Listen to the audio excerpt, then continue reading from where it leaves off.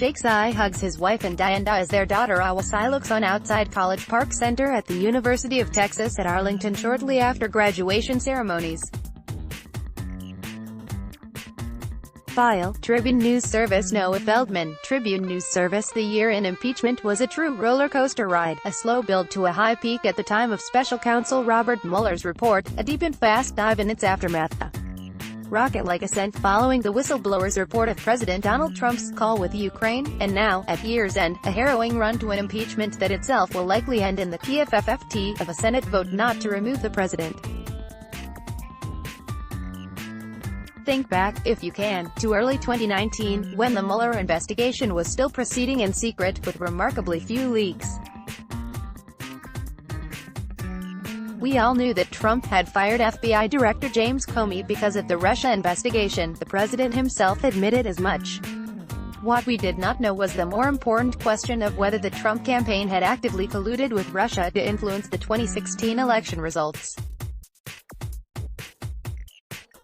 Along the way, we also got various criminal prosecutions, including Paul Manafort, now serving a prison sentence, several Russian intelligence hackers, indicted but unlikely to ever face trial, and most tantalizingly of all, Michael Cohen, Trump's former personal lawyer and all-around fixer, also serving time in jail, yet somehow almost no one treated it as rising to the level of impeachment, even though as a matter of constitutional law it pretty clearly included impeachable acts.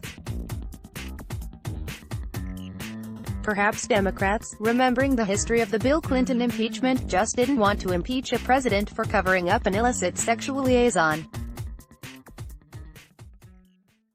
Or maybe they wanted to wait for what seemed like the main event, the Mueller report, which they knew was coming. When it did come, it began with a false dive. Attorney General Bill Barr summarized the report before it was even public and misleadingly claimed that it exonerated Trump. By the time others got to read it, much of its effect had been eviscerated. It seemed the impeachment ride was over. The report found that there was not sufficient evidence to conclude that the Trump campaign had colluded with Russia, but also appeared to lay out a convincing case that the president had obstructed justice. It analyzed his conduct in terms of the statutory definition of obstruction, found that it fit, and yet declined to conclude that Trump had broken the law. At the same time, it did not say that he hadn't.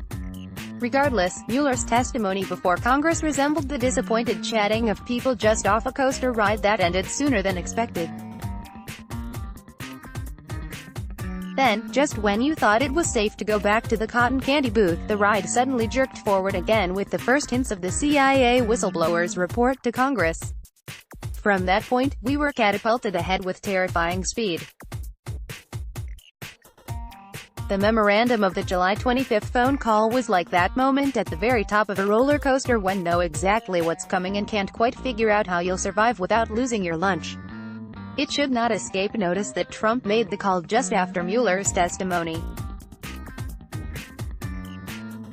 It was almost like he, too, thought the ride had ended.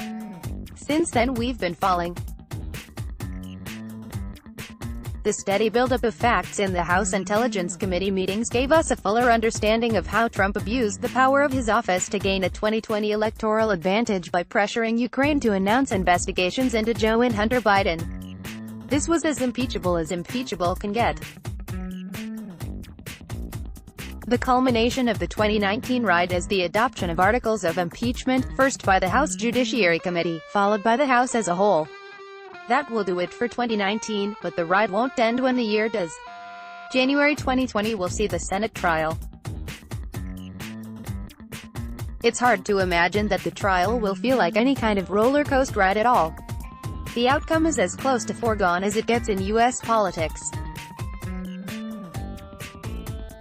Getting 2/3 of the Senate to vote for Trump's removal seems close to impossible. There may be a little suspense about whether any Republicans at all vote against Trump, or whether some vulnerable Democrats break ranks and support the president. But compared to the ride we've been on, that won't even have the drama of the teacup ride. Let's block ads. Why?